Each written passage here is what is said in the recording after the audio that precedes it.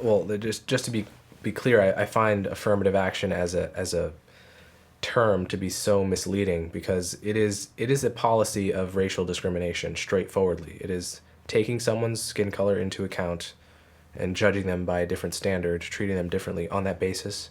Straightforward example of a racially discriminatory policy, and would be recognized as such to someone with no, someone not from our culture would see that and think, oh, that's what the definition of racial discrimination is. So the question with affirmative action is, what are we getting that is so valuable that it's worth discriminating based on race?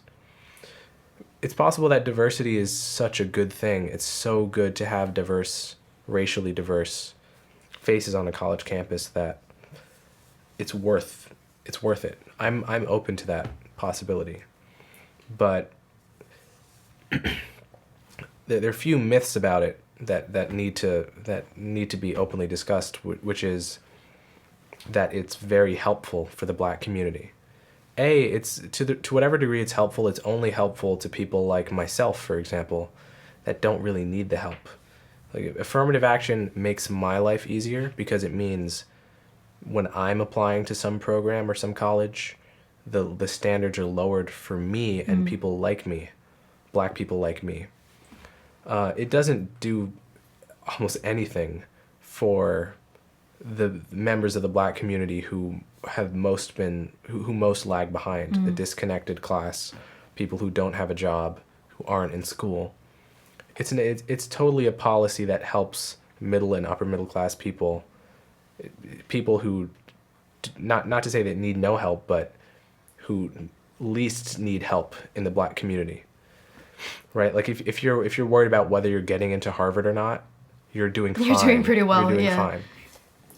The second thing is that there's a fair degree of evidence at this point that taking a person who scores 1,200 on the SAT, well, I guess it's at a 2,400 now. I was gonna say I don't even know what they're out of anymore. I think they're at a 2,400 now. So taking a person who scored 1,800 on the SAT, a Black person, Black kid, and putting them, because of affirmative action, into a school where the average SAT score is 2,100 is not necessarily good for them.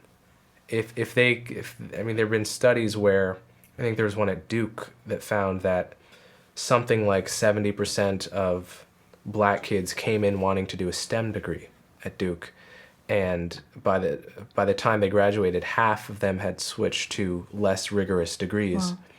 Where the attrition rate for other groups was virtually not at all. Everyone who came in doing STEM, wanting to do STEM, did STEM. And the straightforward cause of this is just that you're putting them in a class, the professor's teaching to the middle of the class, and everyone in the class is at a higher level than that. There was another one, there was a study in the 80s of Black students at MIT that found that while they were in the top 5% of math scores in the whole nation, they were in the bottom 5% of math scores at MIT. This is a straightforward consequence of affirmative action, right? Imagine what it's like to be one of the smartest math students in the country by any objective standard, but not quite MIT smart, at MIT feeling stupid in every class, right? Profoundly demoralizing. Wasting years and perhaps money. I mean, this is the kind of consideration that is just not at all taken seriously by people who otherwise claim to have Black people's best interests at heart. So it's not at all obvious that it's been a net good for Black people. I think the evidence is very mixed. And going forward, we have to reckon with how we are treating other groups. I mean, there's this class action lawsuit that some Asian students are bringing against Harvard that has been obviously discriminating against them at this point for decades, and the degree to which there's just very little sympathy. Can we talk about that for a second? Yeah, sure. What is yeah. You talk about the differences in the SAT scores, how much higher their standards are? Yeah, there was a study by the Princeton sociologist Thomas Espenshade in 2009, which found that the average Asian student had to score 450 points higher on the SAT than the average Black student to have the same odds of getting into elite colleges. That's a massive gap. Yeah, it That's a really is. massive premium you're putting on being black and a massive penalty you're putting on happening to be born Asian. And it's unclear to me that it's not obvious that affirmative action is so good, so essential, that we need to be making Asian kids score 450 points higher than blacks to get into the same schools. I don't think that's sustainable. And the evidence of how amazing affirmative action is for black people has not been forthcoming. What schools have been reduced to doing, and college presidents and administrators, is just to lie and hide data, right? Because if they just hide all of the data relevant to adjudicating the wisdom of this policy, if it were that good, if it were so obviously good, like university presidents and administrators could just release the data on GPA scores of their black students by major, and they would say, listen, all of our look, it's right here. All of our black kids, they're doing just as good as whites and Asians.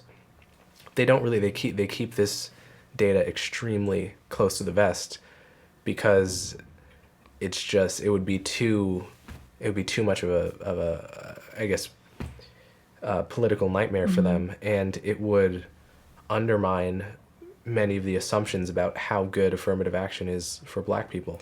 Is that you that writes about, there was one study done a little while ago where they found out that some big chunk of black students in Ivy League schools were West Indian blacks, and that once that study came out, they stopped releasing.